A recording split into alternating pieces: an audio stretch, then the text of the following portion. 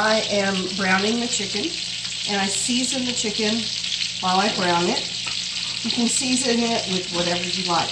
I happen to like Cavender's Greek seasoning. I also use Old Bay. The recipe I have calls for using entire bay leaves, but then you have to pick them out and this tastes the same. So you have to brown it on both sides, and then when you're done browning the chicken, you're going to put it in an oven-safe dish so that we can cook the chicken all the way through after we've browned it and made our sauce. That's it. The next step is to saute our onions and our garlic. So we just put it in the pan that we browned the chicken in.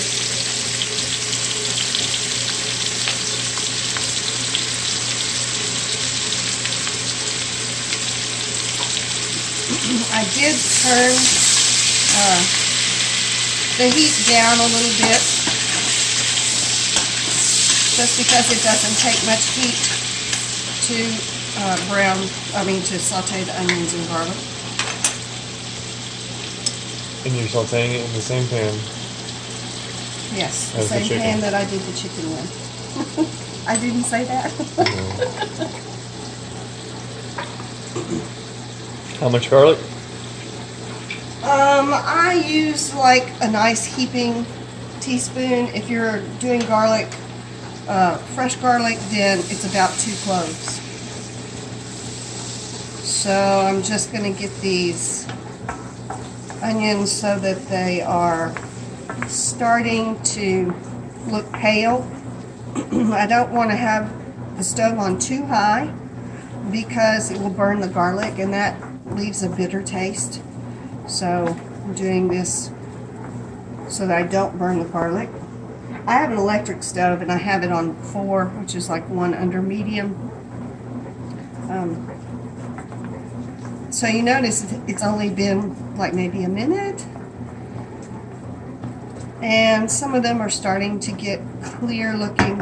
They're going to cook in the oven, but this is just to make my roux.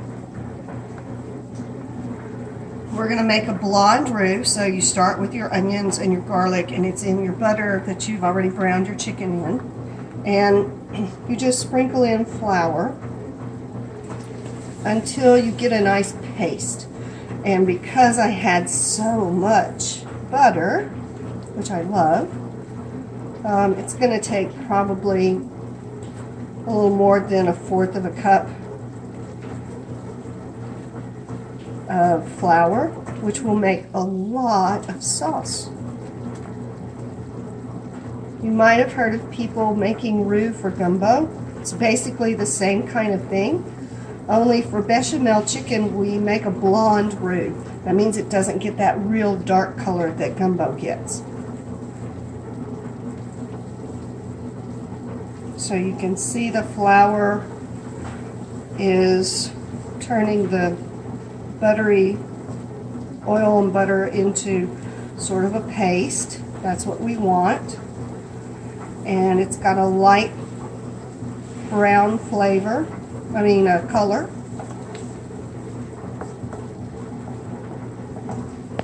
It smells so wonderful. I love cooking.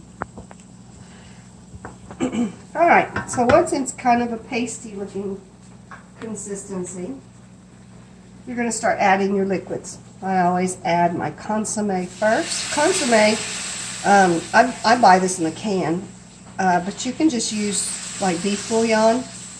If you want a lighter sauce, you can use chicken bouillon, but I like the flavor that the beef gives the bechamel.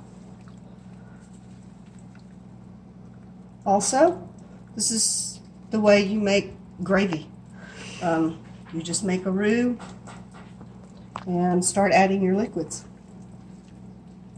Notice it's still very thick. We're not done adding liquids. The next thing I'm going to add is a little white wine. I have to get Pat to open this. Don't worry. It cooks off. The alcohol cooks off, but it leaves that white wine flavor, which is really a nice flavor, and it also helps to keep the meat tender.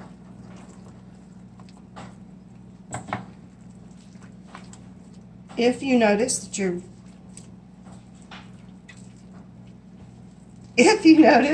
that your gravy is still kind of thick, which mine is because I had a whole lot of butter, you can add a little bit of water.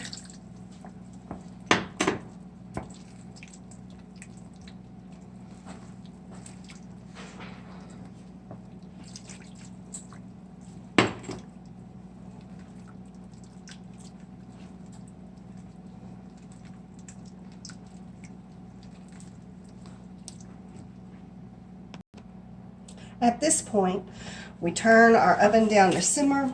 We make sure that it's heated thoroughly, and then we add our cream. I always get heavy whipping cream. Some people use skimmed milk. Some people use regular milk, but heavy cream is the best. And you just gently stir until it's all incorporated. And the last thing you do before you pour it into your pan on top of your chicken is you add some mushrooms. I usually use a lot of mushrooms when my son Patrick's not eating it, because he hates mushrooms. So since he's here and he's helping me by videoing, I'll just put in a few mushrooms. None. Just a few. You can pick them out. It's really good with lots of mushrooms, but some people don't like them. Again, I turned my pan down to simmer because I don't want to burn the cream, because that would be nasty.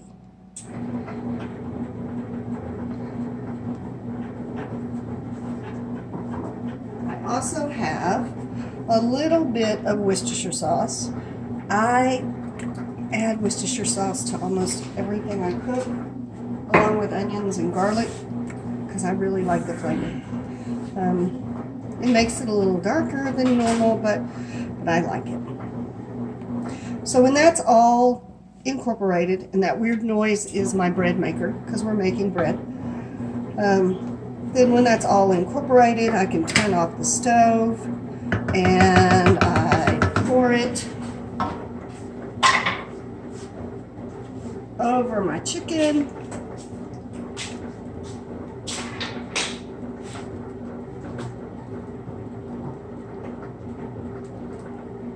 And the chicken goes in a 350-degree oven for between 30 and 45 minutes. These are really thick breasts, so I'm probably going to do it for 45 minutes.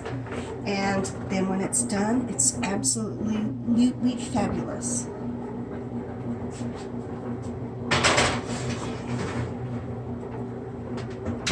And that's how you make bechamel chicken. And I miss everybody terribly, and I hope y'all are enjoying your Sunday. Bye.